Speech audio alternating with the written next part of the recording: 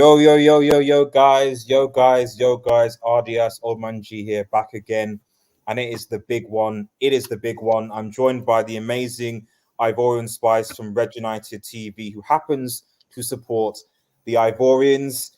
My boy, how you doing, man? How you doing? I'm alright, man. Big up RDS and big up to inviting me as well, man. You know what it is, man. It's been a bumpy journey for Ivory Coast, of course, with a horrible start in the group stage. But hey, we've been brought back from the dead. Again, Nigeria's going to be playing against zombies. We already died, so we don't mind dying again. I've already cried and shed my tears, RDS. So I don't mind going again. But to see Ivory Coast reach the final, another final, because we've seen so many finals in the last 13 years of Ivory Coast, and majority of it has been disappointment. Only one victory in 2015. We're hoping that this can be another victory for us and get the third trophy and be a level on par with the big boys. You know what I mean? Yeah. But hey, it is what it is, man. We're proud for the country, RDS. I'm proud for Ivory Coast to get where they are. The finals are bonus as always. Winning it is a dream, but we'll see. And forward, obviously, as also we're both Nigerians here. But I mean, you were similar to me in that we thought that Nigeria had no chance at all, probably being even knocked out of the group stages. How have you felt with Nigeria's journey from the beginning of the comp to the final? I've just been filled with pride just watching the team. I guess meet the expectations that we have as Nigerians, because obviously we are quite proud as a nation, especially when it comes to football. We're just football mad people in general. So it's good that they actually kind of lived up to that. But again, surprised because again, myself, you, most Nigerian fans weren't really full of optimism. I feel like people were kind of loading us up because of some of the names that we have. But if you watch our football of recent, it hasn't been great. So expectations were pretty much our all-time low. We had a pretty tough group. Had a pretty tough first game, and then a daunting task against the host in our second game. But ever since then, we've just gone from strength to strength, and it's been a very resolute performance getting all the way to the final. So, I'm proud of the boys. I'm so happy to see what it's doing back home, because again, the celebrations have been crazy. The online celebrations have been even crazier. But now there's one more hurdle left to go against the hosts, against one of the favourites going into the tournament. I think that's had a crazy run to get to the final. So it's going to be a blockbuster game. I can't wait. It's going to be one for the books, man. One for the ages, for sure. Fair enough. Let's just quickly just resume. I think my boy Eddie was in the chat earlier. Said, regardless, always are a bigger boy, but Niger boys will neutralize your spiciness. That's big words for Eddie, man. And everybody hit the like. Yeah, everyone hit the like indeed. And big up, baby, man. Big up, buddy. So I've already obviously been the guest on channel. Could you kind of like just talk to briefly just about like how Ivory Coast got from like the group stages to final, like the important games, the key moments, like your everything that you felt going through towards final, if that makes any sense. Yeah, let's start off with the group stage, because of course the group stage started off with Ivory Coast winning the first game against Guinea-Bissau 2-0, where we saw Ivory Coast wasn't at their best. We saw a bit of weakness in Ivory Coast, and you saw that a team that, you know what, you can potentially beat them if you're at your best, and they're not really a team to worry about, because going offensively, we wasn't giving too much, especially when we went to the second game against Nigeria. But the second game against Nigeria, obviously, from my bias stand, I thought Ivory Coast was probably the better side, despite the defensive mistake that led to the penalty. I think we all did going into the game, but sorry, go on, Ivor. Yeah. But it was just a disappointing result. But it was a good result for the Nigerians. And then the third game, which was a shocker, and the country themselves was in disbelief. We couldn't believe that we got destroyed by Equatorial Guinea 4-0, and the nation cried. They were angry. They were on the streets, got rioting as well, smashing up buildings, smashing up buses. They were not happy as a host. As well, spending so much money, taking a loan out to invest into the stadium. They felt like they deserved, and rightly so, they deserved it. They deserved more than what we saw on that pitch 4-0 against Equatorial Guinea. It was just a shocker. But we got to big up the Ghanaians, because Ghana done us a favor by drawing 2-2. Going 2-0 up. Yeah, they did, because they paved the way. They made us believe that we can go through once we knew that they drew and finished with 2 points. Them bottlers, man. they brought it, and then we knew that we was in a very good position with our 3 points and just had to hope for the other teams. And eventually we did. We was dead. Like I said before, God breathed some life into us. As I call us, we are Lazarus. We was risen from the dead by Jesus Christ, you know. And then the next thing you know, we are storming. We're playing against the champions, the holders, Senegal. And I sat there thinking, no, there's no way, you know. I'd rather just be out. Why bring us out to be knocked out straight away and play against the champions, Senegal? But what a match that was, especially going 1-0 down against Senegal. Ivory Coast was waking up, and it was a big, big wake-up call for them to come back and then win it on penalty shootouts. And then Mali, a man down very early, and then eventually conceding a goal against an Ivorian born as well, that has Malian parents as well. Yeah. So it out there sitting there thinking, wow, are we going to go out to an Ivorian born? But no, God said, no. You are the host. You should stay. You will be here till the end. And then the turnaround from a 10-man winning the game lastminute.com in the last 9 seconds, 2-1. And then the game against Congo. And I've always said it before, against Congo, we don't lose to Congo. You know, Congo is a team that we handle, you know. The battle of the whiners, the waist whiners, we would win that all day, every day. But now we sit here, we have Nigeria again, a second opportunity. And as for some Ivorians, they're probably thinking revenge as well, because, of course, they weren't really happy with the second game in the way we lost. And it will probably mean a lot for us to beat Nigerians because of course, I think a lot of countries would love to beat Nigeria. You know, they are the African giants, you know. But yeah, it will be a very good match tomorrow. I know it's going to be tough, and it won't be the same game as it was. I feel like the Ivorians, knowing that they've made their mistakes before and where they came from, they'll be really, really up for it because they want to make that country proud. We are the hosts. This is the first time the hosts have gotten to the finals for a very long time. And to win it will be so much for the Ivorians because I believe we deserve it, but so do Nigeria. They've been resilient, tough, defensively strong, going on the way. They've never lost a game, and they deserve to be where they are. And if they was to win it, they deserve it. I hope they spend all their money in Ivory Coast before they leave to improve the economy, the big bowlers and the big shot callers, you know, because Ivory Coast has hosted a wonderful competition. Yeah. Yeah, man. It's a wonderful journey, guys, man. I'm proud whether we win or lose tomorrow. We've done what we had to do. Thanks for that, Ivorian, man. So, like, big up, man. Big up. So, obviously, you forward. I mean, obviously, yeah, just what your thoughts and feelings from, like I said, the group stages to the end. Just like, how did Nigeria like get here exactly? I have some theories. But you take it forward, go on.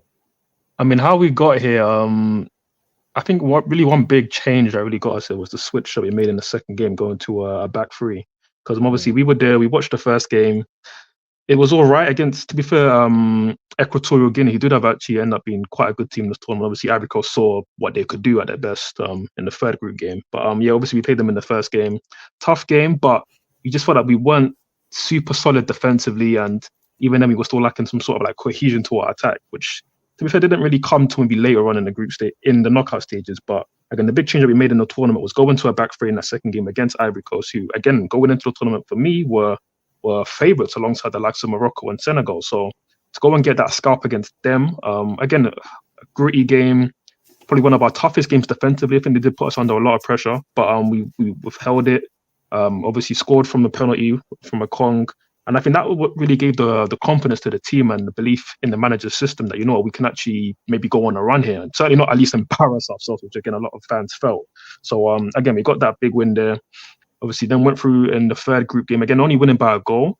So there were question marks over whether this team would have enough firepower to actually go late into the tournament. And then obviously we go into our first knockout game. And again, it's a similar story where we're solid. And that's really the bedrock of this team, is that they're very solid defensively and we're just able to get over the line. And that was obviously against Cameroon, that first knockout stage game where, again, Oshiman, who has been a lot of talk for a lot of fans of Africa, again, being the African Player of the Year, people expecting a big tournament from him. While the goals haven't necessarily come, there has been some big moments that he's had. And in the Cameroon game, he was the one who created that first goal. Again, won the ball by himself, was unselfish in the final for the setting up, looking for the goal. And that was really what put us on the way to being a tough Cameroon team. And then obviously we go against Angola, who were looking like one of the best attacking teams in the tournament. I thought, again, probably our best performance of the tournament, actually, that game where we really snuffed them out, won in the end 2-0, and again, looking just very solid defensively. And then obviously go to the semi-final against South Africa, and what a game that was. I mean, wow, like the movie script for that game was crazy, because again, we go up a goal after having a pretty tough first half, go up a goal in the second half. Again, Osimhen winning a penalty for Kong to score. Then we obviously go up 2-0. We're all celebrating, we're all getting gas, we're all getting ready to book our tickets for the final. Yeah. And then VAR intervenes. It ends up being a goal ruled out, not for offside, but for a penalty to South Africa, which they score. We didn't have an epic extra time. There's send-ins off, there's all sorts going on. And then obviously we managed to somehow get through on penalties, thanks to one of our heroes of the tournament, Ivory, who was incredible in the shootout and had an incredible tournament. So again, how we got here, I wouldn't even say any luck. I would just say, honestly, just great defensive work, good tactics from the coach in terms of switching the system. And again, this is a coach that has had a lot of criticism from the likes of myself, you, and many Nigerian fans. So we have to big him up, big up the players, big up the defense. Again, the likes of the Kong, Ivory, Bassi, who came in obviously in that second game and had a really big impact. Obviously, Ola Aina have been incredible. Oh, of course, Lookman's got the goals, and that's been massive for the team. So again, there's been a lot of unsung heroes for the team, and we're so proud of them, and so happy to obviously be in this final. But one thing I do want to say in terms of like the final itself, because people are looking at it saying, "Oh, you've already beat Ivory Coast, so you can do it again." For me, no, this is a different kettle of fish, this game, because I was saying, as soon as I found out that they somehow shagged their way into the knockout stages, I was like, yo, they're here, that they're still here, they're still alive. We sent them to the gulag and nobody finished them off. I was like, bro, no, this is peak. And people are like, no, they're rubbish. Like, if you play them, you'll beat them. I'm like, listen, if we get them in a final, forget how washed they may look now, because even against Senegal, people weren't convinced. I was like, listen, if they get to a final, the fact that they would have overcome all those hurdles after what happened in the group stages, they'll have a different level of confidence. And again, as a Chelsea fan, right, like, I know what it's like being in a tournament when you probably shouldn't be there, but you overcome all the odds. And it's almost like it's a destiny to win a trophy. And obviously that was the case for us in the 2012 Champions League, where we probably shouldn't have been to the final. Same with Ivory Coast, but being there in the final now, having overcome what they've overcome, even going down late in games and getting 90-minute equalizers, 120-minute winners, winning games with 10 men, it's an insane run. And then to be fair, in the semi-final against Congo, the performance was there and it was amazing. So this is going to be a blockbuster final. I'm nervous for it, man. I can't lie. This is a tough team I'm playing against with a lot of individual quality, which can be our very good defense. So it'll be a tough game, man. Fair enough, man. So yeah, big up on the likes and big up Steph in the chat as well. I would just have my thoughts, and then we'll kind of maybe go into like score predictions and stuff. Like, yeah, I mean, I very much agree. I mean, as I was telling everyone, like, I didn't really I must confess that baptism by Equatorial Guinea just made me just completely just dismiss Ivory Coast as a serious team. I did, to just be slapped by that. And also the unconvincing performances against Senegal, saying, maybe they just sort of, luck in their way. But they're in a final. And, Nigeria being in a final, I'd say the biggest decision has been the goalkeeper. That has been, of course, changing the back three and all the rest of it has helped tactically. But I'm sorry, but if Azoa is in our goal, there is no way we're in a final. There just isn't. The most important thing of mine was that Nigeria finally have a competent goalkeeper who looks confident, who can command his area, who can clearly save penalties. Like, that's a massive difference. And obviously that gives confidence to the defense, that gives confidence, and that flows throughout the rest of the team. So I can go into this final knowing, if, the Ivorians put us under any pressure, balls come into the box, etc., I know that my goalkeeper will be able to at least be able to deal with that, which is a massive boost. Something I haven't been able to say for Nigerian goalkeeper for quite some time, So for me, that's definitely big. But obviously, defensively, Nigeria, I think we only conceded one goal from open play. Obviously, the penalty from South Africa throughout the entire tournament. That was the first match against Equatorial Guinea. So I think defensively, our record obviously is better.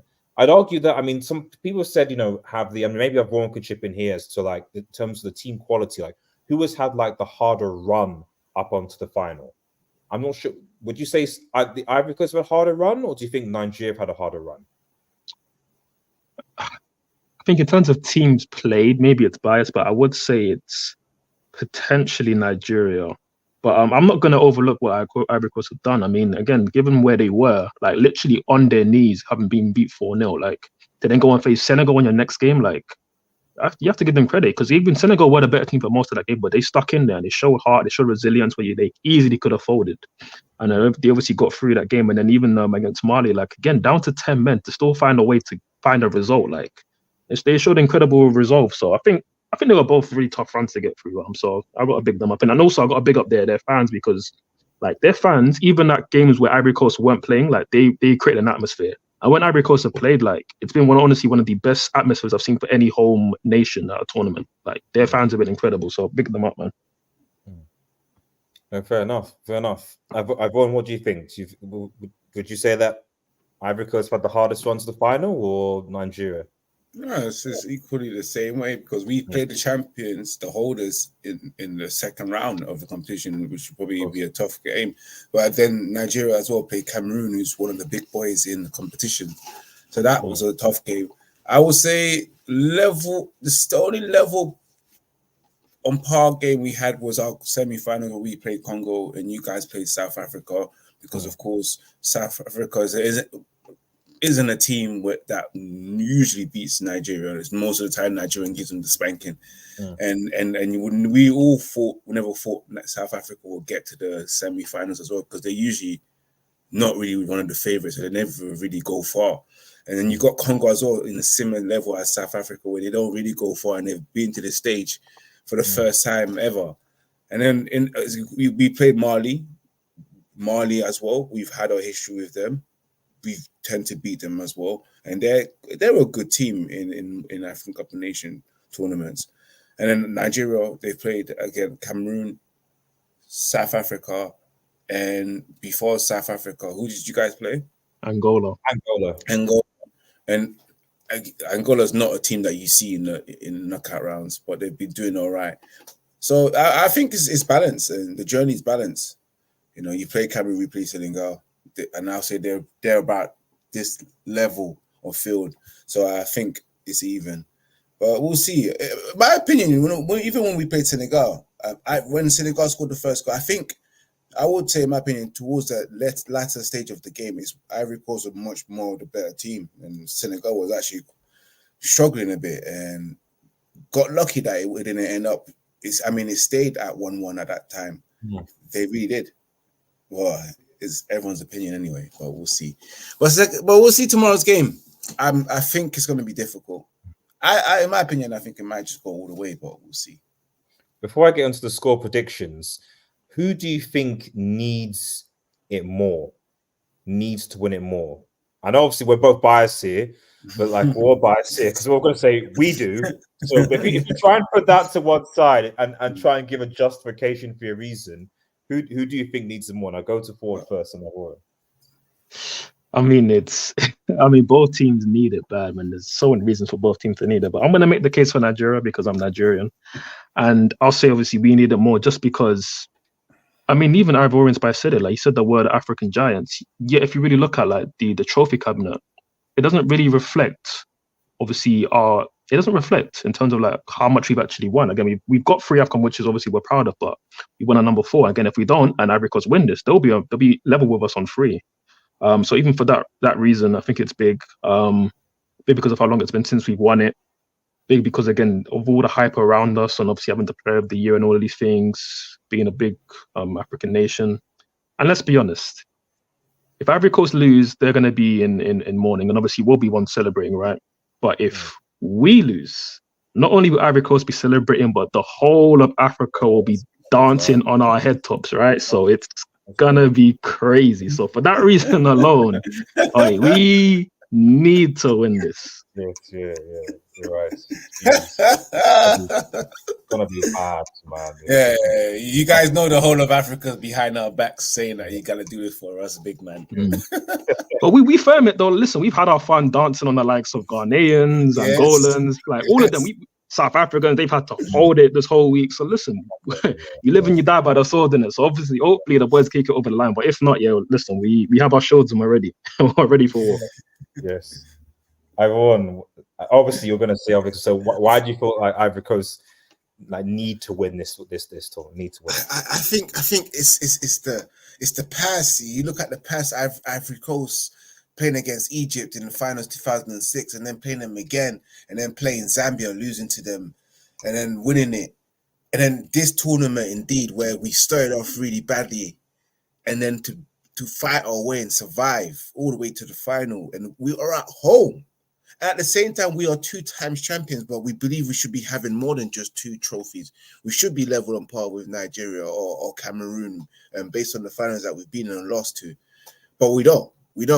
But it means a lot to us because, of course, we want to be respected in the African household names of football nations. You know, we are Ivory Coast, but again, people don't respect us. They still call us small boy. You know. They don't rate us at all. So that's why I always say I think it's important for us. It's just so we can put our name on the map. It's not because we want the whole of Africa laughing at Nigeria. We don't give a shit about them.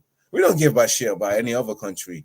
We all care about our country and the reputation that we want to put on the map to tell people in Africa that we're one of the big boys and we deserve to be respected in the footballing nation of Africa. That's it. That's the reason why we'll host the story. Of course, it will be very sentimental, and of course, the script keeps scripting. And if you look at the script, it's a fairy tale, and everyone hope it's a fairy tale ending for Ivory Coast. So let's see if the fairy tale can be that way and be sweet. But if it becomes sour, congratulations to the Nigerians. You know, I know you guys will be shouting the loudest as you can, and that's probably one of the reasons why the rest of Africa don't want you to win, because when you shout the loudest, you know, shamelessly as well. I can't hate. We are quite.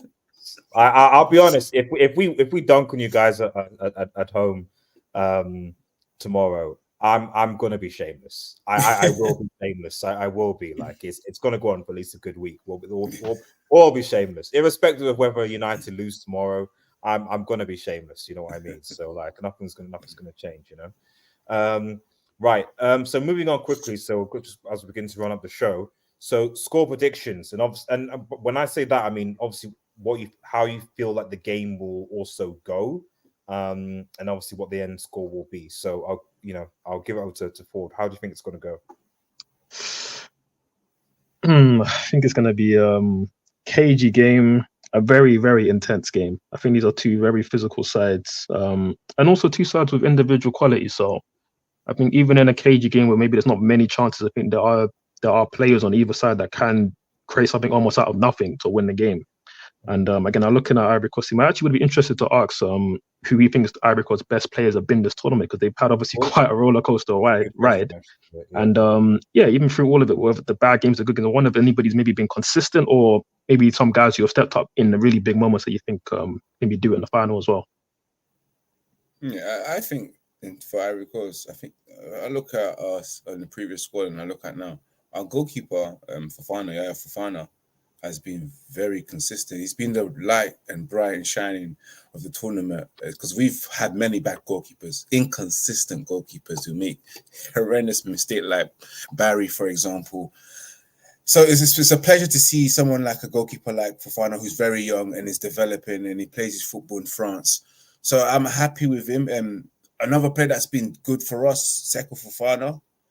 He's been quite a bit consistent. We're happy that Sebastian Haller's back from his injury, and he's had a lot of minutes in his leg now, including the extra times and including the game against Congo, and got his first goal. And then, of course, Ndika, who's scored that winning goal against Mali, but it got suspended against Congo. He's been a very consistent performer as well when he's come on as well. Adingra as well. But Kessié hasn't been his best. He has not been his best. Not at all. Not at all. But yeah, but big up to the boys though. Even Ndika, the defender for Roma, the centre back, he's been one of our bright shining armor throughout the whole tournament. Very solid at the back. So those have been of our consistent performances so far. I know Nigeria's got plenty top ones as well. No, I hear that. I hear that, man. I think the person that probably scares me the most for Ivory Coast is probably Sekou Fofana because again, like the season that he had, the back-to-back seasons he had at Lille actually as captain, I feel like he could have went to any top team in Europe. Honestly, I feel like he's that good, and I think from what I've seen, he's had an up and down tournament, but I can just see him like scoring from 25 yards. Like he's that kind of player where he will take those shots when they're on, and I think he even had a decent effort against us in the second game. Actually, he had a decent effort from 25 yards. So yeah, listen, Ivory Coast, it's going to be a tough game. They're going to obviously got him. Haller's was heavily involved in the Congo game. Probably could have had 4 or 5 goals actually, but I don't look at that as a negative. I look at that he's involved and they're finding him. And again, we obviously don't want to allow him to get those kind of chances against us. I also think that Ivory Coast are quite strong down their right hand side. So the likes of Ola Aina, if he starts there again as a wing back, and Bassi will need to be strong. Although actually saying this, Red Devil, the news is coming out that Seydou Sanusi trained fully today, so he is going to be fit for tomorrow, which for a lot of Nigerian fans isn't actually good news. We prefer him out of the lineup, but that's going to be some interesting. I mean, I'm just being honest. Not many people liked his tournament so far, but again, we're here in the final. If he plays, we hope he can do a job. But other than that, I think it's going to be the lineup that we've seen all tournament pretty much, or since the second game, I should say. So again, another opportunity for Oshiman to step up in the big game. While the goals haven't been there, he's led the line well. And well, if he got scores some when he assists. go in the final, no one's gonna care. That's the thing. If he scores, Nobody will But care. each time he scores, it's either offside or gets returned into a opposition penalty. So I think you should just hold on for Oshman. Just don't score. Let someone else score. I mean, there's been twice that's happened in the knockouts, so hopefully third time lucky, man. Hopefully third time lucky, man. Listen, it needs to be against you guys, innit? Hopefully, man. But listen, my score prediction, I'm gonna say 1-0 Nigeria, man. I think it's gonna be one of them ones where it's tight, it's cagey, but maybe a moment of brilliance is able to get us that leading goal. I'm gonna actually predict it to be an Ola Aina cross into Oshiman to head it in. No offside, no BS penalty given to Ivory Coast the other side. Like no host tax and all of this. Again, I expect a tough game. They're gonna bring it. The crowd's gonna bring the energy, but I'm hopeful that we get it over the line with a 1-0 win. Ivorian man, score prediction. What are your thoughts? I'm going with history of most African Cup of Nation finals. You guys know this is going to go to extra time, right? And then potentially go to penalties, as majority of all finals have been like in Africa Cup of Nation. I see it going all the way because, again, Ivory Coast wants it. The Ivorians want it. They can't let the nation down, after being disappointed in the group stage. So they're going to go for it. So and Nigeria as well, they want to get the 4th and they want to have the bragging rights as well. That's why I think it will definitely go all the way to penalty shootouts with Ivory Coast fulfilling that storyline and winning it on penalties, and then of course having the laugh last. That's how I see it. See, I am leaning more towards her, and I think that it's probably going to be quite a cagey game. I think if it is going to be 1-0, it's probably going to be as a result of a penalty. Now, who gives away the penalty remains to be seen. If it's going to be one in normal time, it could be Nigeria giving away the penalty, but whoever scores first is going to win the game. But I actually think, I actually predict probably be a score draw actually, and it'll be decided on penalties. And then the question is who. And I have faith in my keeper. I have faith in my keeper that it will actually lead to essentially like Ivory Coast. They need to finish the game in 90 minutes. Because I think if the game goes to penalty shootouts, I think Nigeria have got the game, to be honest. I think we've got the experience. I think we've got the quality of net that we could basically cause some Ivorian hearts to break. So I think 0-0 with Nigeria probably to beat them, the Ivorians on penalty shootouts. But of course, it's host tax, and that also plays into a factor. So I'm hoping that we win the toss, so we have to get to the other side. Because my goodness, if I always win the toss, it'll be a bit more challenging. Let's put it that way. It'll be a bit more challenging when you try to take a penalty and you've got like in front of a massive Ivorian crowd, and everyone is pronouncing curses and saying everything and stuff like that. The mentality to be able to take a penalty will be different, So yeah. So those are my. So I say those would be my predictions anyway. So, but yeah, just final thoughts. I was going to do combined 11, but I don't think I have time for it. So I mean, just sort of final. I think just quick final thoughts to round up on just the AFCON tournament, like as a whole. Obviously, big up by everyone in Ivorians for actually hosting. I think, like I said, I agree with you. I think the Ivory Coast have hosted a fantastic AFCON. So just final thoughts on how you felt like the tournament has kind of been for the AFCON as a tournament, but also African football as a whole. Like, what would you say, Ivorian, and then forward? I think it's been. I've watched a lot of tournament. My first African Cup of Nations tournament was 2006 in Egypt, and I've watched it throughout all the way to now. I think this has been the best African Cup of Nations I've seen so far since I've been alive, and the tournament has been fantastic. The organization has been great. The quality of football as well. The drama is next. It's for the best. Oscar-winning drama performances that we're seeing on and off the pitch in that competition. And the refereeing, the VAR, that's true. Top tier. You know, and African football have done proud. And I just wish that a lot of broadcasters took it serious, because I look at Sky Sports and I look at BBC and there's no pundits. And then BBC decided to bring in punditry in the semi-finals when it's all good, but not at the start of the tournament, you know. And I just say really, shame on them. Not really punditry. It was Jermaine. I'm just still like, you know, a bit of presentation, you know, and any one of us would have done it for free as well. I just look at BBC and I look at Sky Sports and say, shame on you. You know, you benefit a lot from Africa in general, especially with colonialism, and so you can do way more for African countries as well, and especially showing their competition and have a bit more respect and present it better than is. But apart from that, throw away the negativity, the positivity that you just love to see the culture, the amount of beautiful women that you get to see as well from different countries has been a highlight. Yes. Big up the Cape Verde women as well, you know. I'm telling you, big up the uncles as well, all the uncles that were trying their thing, you know. Wasn't that the Ivory Coast game? Yes. Where the uncles are hotted up. Yes, and big up the masquerades, all the beautiful cultures of clothing that I've seen. Like, just gotta love Africa Cup of Nation for all of that, man. Big up to the tournament. It's been wonderful.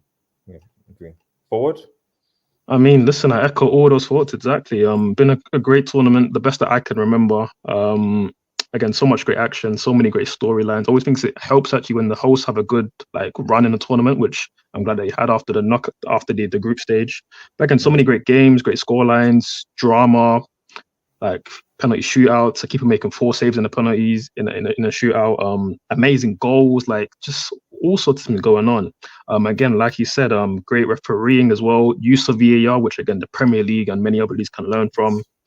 And again, probably my only criticism is just obviously like again the broadcast, especially in the UK. I feel like they haven't done a good enough job. Even when Sky was taking some of the earlier games, like they would cut off at weird times or not great commentary and all of these things, which again we see consistently. So it isn't like, oh, it just happened this time. I know we always see it, and they're always talking about, oh, the next time we're going to make it better and do all this and that. And I'm like, I want to see more, because again, this tournament keeps on giving more. Like the entertainment value has been incredible. So yeah, like that's all been amazing. Maybe one thing that you actually didn't touch on is just that like it's been a great opportunity to shed a light on all the things that have been going back home in our countries. So for instance, the Congo, like there were protests and everything that's obviously going on back home. Like it's just great that they can actually bring light to the issues that are going on back home, and you just hope that it's going to make a difference. And again, with a lot of these African countries, even because again, everyone's got their own troubles that they're going through and everything. So it's just good that even if it isn't about bringing to light the infighting and civil wars that are going on in these countries, it's actually just good to see that like the countries as a whole are unifying, and we're seeing so many like parties and celebrations and joy and families coming together. It's all great to actually see. So that's maybe the only thing I could add. My boring spice didn't really leave much left on the plate for me to take. But speaking of plates though, actually, last thing I do want to ask to Ivorian Spice, I'm kind of wondering about, is that an Ivorian Spice, like, is that like a main, like, kind of like dish or like thing that you guys have? I'm only asking because, like, again, we've been the bounty hunters this tournament, right? So we've been collecting Ghanaian jollof rice, we've been collecting Angolan antelopes, Cameroon spice. We've taken I mean, we're going to be eating this dish while listening to Appiano from South Africa. Big up you guys. So I'm wondering, like, after we win, God willing, like, what are we taking from you guys? You can take our national dish called achake, you know. It's like a cassava kind of couscous. canned grain and rice that's eaten with fish and onions and tomatoes and pepper as well. So you can take that if you want to, you know. So yeah. Honestly, that next to the Ghanaian jollof rice, that sounds beautiful. I can't lie. With the Cameroon spice as well. Oh yeah, and the antelope, sensational. Okay. We'll be eating at the end of the day. We'll be eating plenty of Nigerian jollof and some chin chin once we deal with you guys. And some soya. And some soya meat. We'll see about that one. I just said before the answer. I think the one I agree with everything what both you guys have said. Definitely the best AFCON tournaments. I think the thing I'll just add, and I think you guys probably know is the refereeing. I think the refereeing. I think because a lot of people often look down on African often because of the refereeing, the decisions, and the players and stuff like that as well. But the reality is, I can't remember a time when you can confidently say that the AFCON refereeing has been far superior to the Premier League.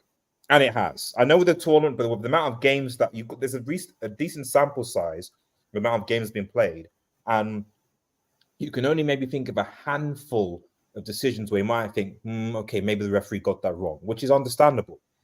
But compared to the Premier League, where like almost every weekend, we're talking about a decision where that's a clear penalty. That's a clear handball. That should have been a red card. And so almost every week there is a decision that the referees mess up.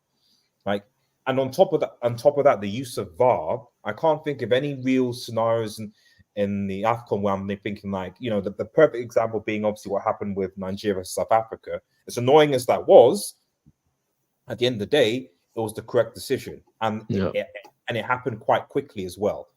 You put that in the Premier League and they're spending 7 minutes to get to the decision, and then they're thinking, maybe, I don't know. Clear and obvious, more this nonsense.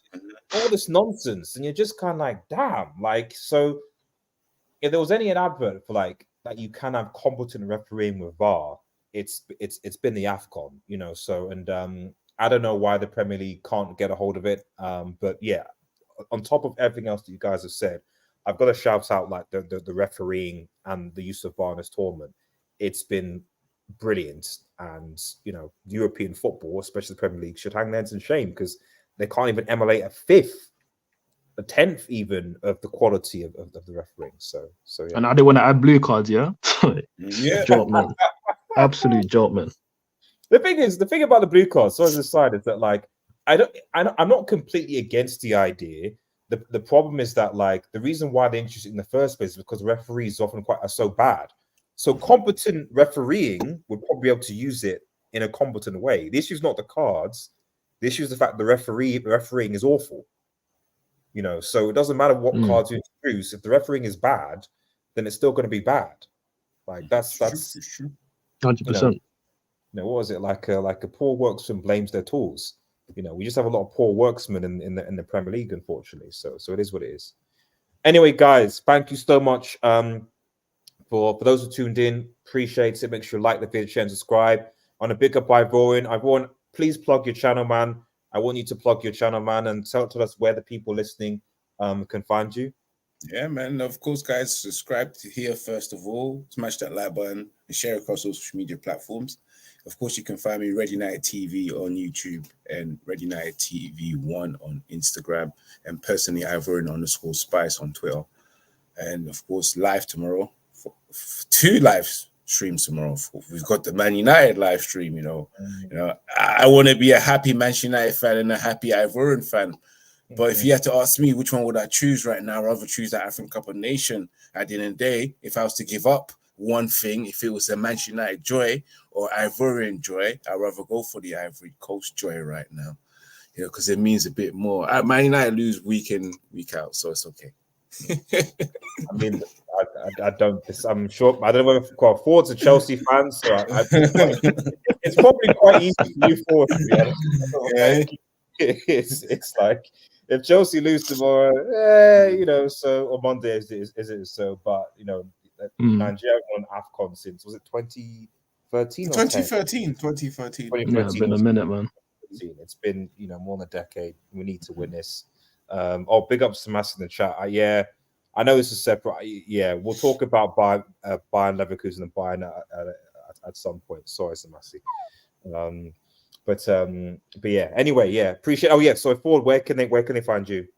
Yeah, my ads there, obviously it's forward_100. You're there to find all sorts of tweets, me cussing out Chelsea on the board and everything there. And hopefully you'll find me celebrating a Nigerian AFCON win and dunking on all my rivals. To be fair, Ivory Coast have been cool. I didn't actually mind them this tournament. They're actually a team that I wanted to win if it wasn't going to be us, to be fair.